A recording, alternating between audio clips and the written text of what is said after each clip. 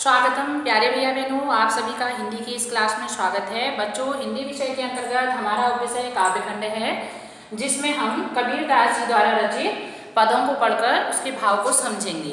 बच्चों, पद इस प्रकार हैं। इससे पूर्व के वीडियो में हमने कबीरदास जी के जीवन वृत्त के बारे में संक्षिप्त रूप में जाना। आइए कबीरदास जी द्वारा रचित पदों को पढ़कर उसके भाव को समझते हैं। पंक्तियां इस प्रकार हैं। कबीरदास जी कहते हैं, हम तो एक एक कर जाना, दोई कहे तिन्हीं को दो जग, जिन नाहिन पहचाना, एके पवन एक ही पानी, एके ज्योति समाना, एके खाक गड़े सब भांडे, एके कोहरा साना। अब जो कठिन शब्द हैं बच्चों, उनके अर्थ को हम समझ लेंगे। देखें, यहाँ पर दो जग शब्द आया है। दो जग शब्द से आशय हुआ, जग माने संसार, दो माने दूसरा। कौन सा संसार? दूसरा संसार। यहाँ पर प्रथम संसार स्वर्ग और दूसरा संसार किसको कहा है कबीरदास जी ने? नर्क को। ठीक, ऐसे ही यहाँ पर खाक शब्द से आशय हुआ मिट्टी।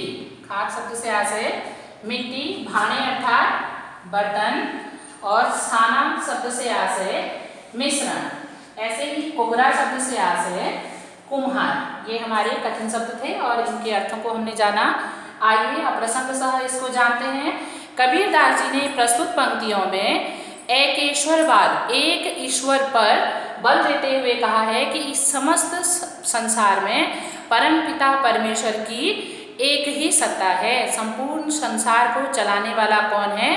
केवल परम पिता परमेश्वर है, जो प्रत्येक व्यक्ति के अंतर मन में निवास करता है। इस भांति कहते हुए कबीर कहते हैं, हम तो एक एक कर जाना। हम अर्थात स्वयं के लिए कहा है, लेकिन स्वयं के लिए कहते हुए हम अर्थात किस प्रकार का?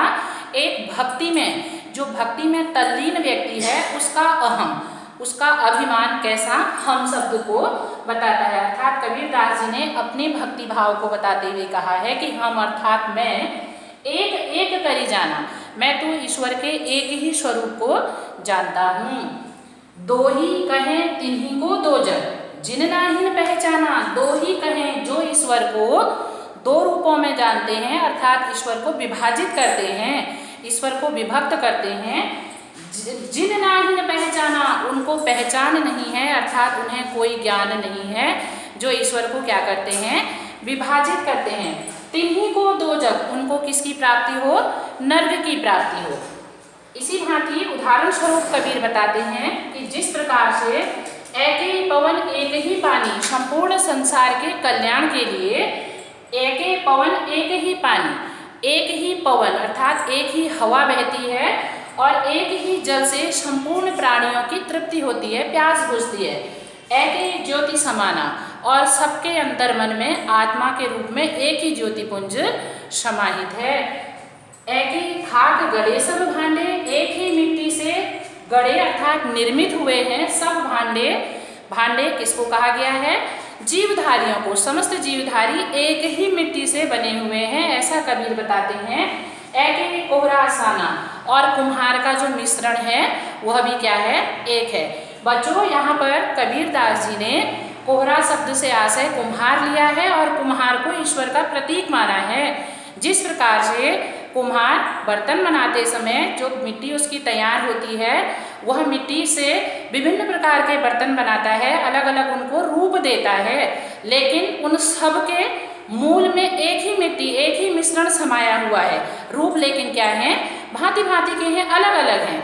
ऐसे ही परम पिता परमेश्वर ने जब जीवधारियों का निर्माण किया है, विभिन्न रूप उनको दिए हैं, परंतु सबके अंदर मूल रूप, मूल तत्व, पंच तत्व निहित हैं। जैसे गोस्वामी तुलसीदास जी ने भी कहा है, चिति जल पावक गगन समीरा, पंच रचित यह अधम शरीरा। यह जो अधम शरीर है पंच धातुओं से निर्मित है। ऐसा कबीरदास जी ने भी यहाँ पर बताया है कि संपूर्ण जगत का कल्याण एक जल करता है, एक ही वायु सबको प्राण तत्व के रूप में बहती रहती है, और अंतर मन में सबके ज्योतिपुंज समाया हुआ है। एक ही मिट्टी से समस्त जीवधारी बने हुए हैं और सबका मिश्रण एक है। इस भांति कबीर ने एक परमपिता परमेश्वर के एक मत पर बल देते हुए कहा है कि संपूर्ण संसार में परमपिता परमेश्वर की ही सत्ता है। सभी की समझ आया होगा। इसे अग्रिम चरण को अगले वीडियो में हम जानेंगे।